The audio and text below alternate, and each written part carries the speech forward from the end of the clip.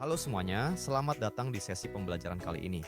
Kita akan bersama-sama mengeksplorasi bagaimana inovasi pembelajaran digital melalui integrasi media interaktif dan LMS dapat menciptakan pengalaman belajar yang lebih menarik, personal, dan bermakna bagi peserta didik. Pada era transformasi digital, lingkungan belajar telah berubah secara signifikan. Dan learning management system tidak hanya menjadi tempat menyimpan materi, tetapi berkembang menjadi ruang pembelajaran yang interaktif, kolaboratif, dan dinamis. Dengan memadukan kekuatan teknologi dan pedagogi, pembelajaran digital bukan sekadar memindahkan materi ke platform online, tetapi menghadirkan pengalaman belajar yang mampu membangun motivasi, keterlibatan, dan hasil belajar yang lebih maksimal. Keberhasilan pembelajaran digital dimulai dari pemilihan media interaktif yang paling relevan dengan tujuan, karakteristik materi, dan kebutuhan peserta didik. Video interaktif dengan kuis tersemat dapat menjaga fokus belajar. Sedangkan simulasi dan teknologi VR atau AR mampu membawa individu masuk ke lingkungan belajar yang imersif, sehingga konsep abstrak dapat divisualisasikan secara realistis. Media interaktif bukan hanya pengayaan visual, tetapi alat pedagogis yang dirancang untuk meningkatkan pemahaman, keterlibatan, serta refleksi individu selama proses belajar berlangsung. Media interaktif memiliki potensi yang jauh lebih luas dari sekadar hiburan visual. Ia mampu membangun pembelajaran yang berpusat pada siswa dan mendorong eksplorasi mandiri. Infografis interaktif membantu siswa memahami informasi kompleks secara lebih sederhana dan fleksibel, sementara gamifikasi mengubah proses evaluasi menjadi aktivitas yang menyenangkan dan memotivasi.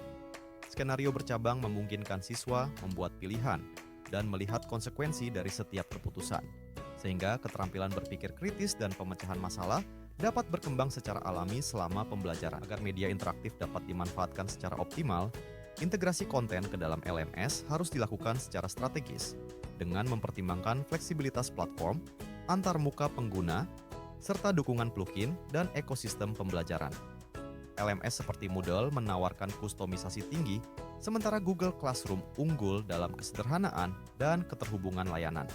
Pemilihan LMS harus disesuaikan dengan kebutuhan institusi, kapasitas teknis pengajar, dan pengalaman belajar yang ingin dibangun, sehingga konten interaktif dapat diakses tanpa hambatan teknis dan dapat digunakan secara berkelanjutan. Agar konten pembelajaran dapat berfungsi lintas platform LMS, interoperabilitas menjadi elemen kunci yang memastikan media interaktif tetap kompatibel di berbagai sistem.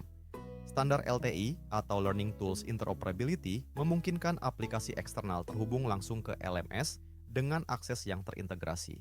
Sementara SCORM memastikan konten dapat dikemas dan dilacak secara konsisten antar platform.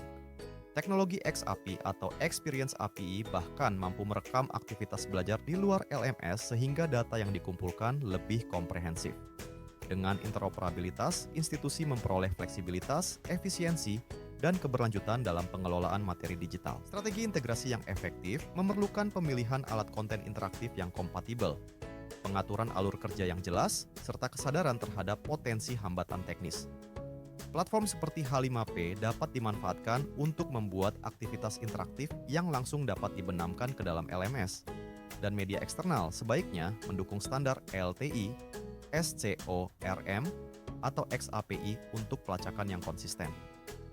Ketika integrasi direncanakan dengan baik, pengajar dapat lebih fokus pada kualitas pembelajaran, bukan pada persoalan teknis, sehingga pengalaman belajar individu menjadi lebih lancar dan efisien. Interaktivitas adalah inti dari pembelajaran digital yang efektif karena memberikan kesempatan kepada individu untuk berinteraksi secara langsung dengan materi dan menerima umpan balik secara real time.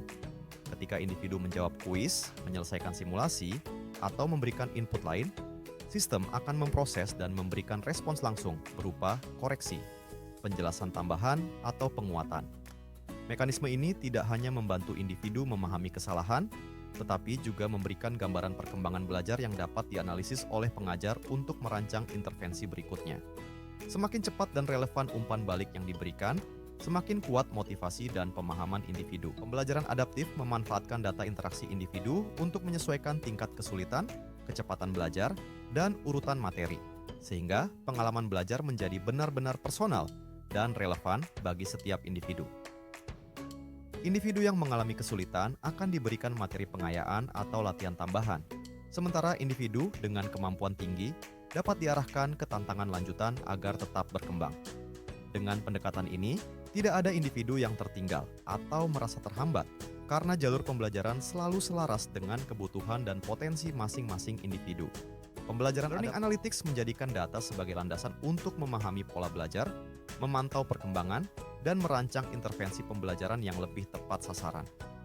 Melalui pelacakan log aktivitas, durasi belajar, hasil kuis, hingga interaksi sosial, pengajar memperoleh gambaran utuh tentang perilaku belajar individu.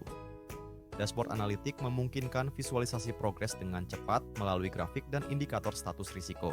Sedangkan analitik prediktif dapat mengidentifikasi individu yang berisiko gagal sebelum masalah muncul. Dengan pendekatan data-driven, keputusan pengajaran menjadi lebih objektif, akurat, dan berdampak langsung pada peningkatan hasil belajar. Terima kasih telah mengikuti pembelajaran ini. Semoga materi kali ini dapat menginspirasi Anda untuk terus menghadirkan pembelajaran digital yang lebih efektif, menarik, dan bermakna bagi peserta didik. Tetaplah berinovasi, dan sampai bertemu pada sesi berikutnya.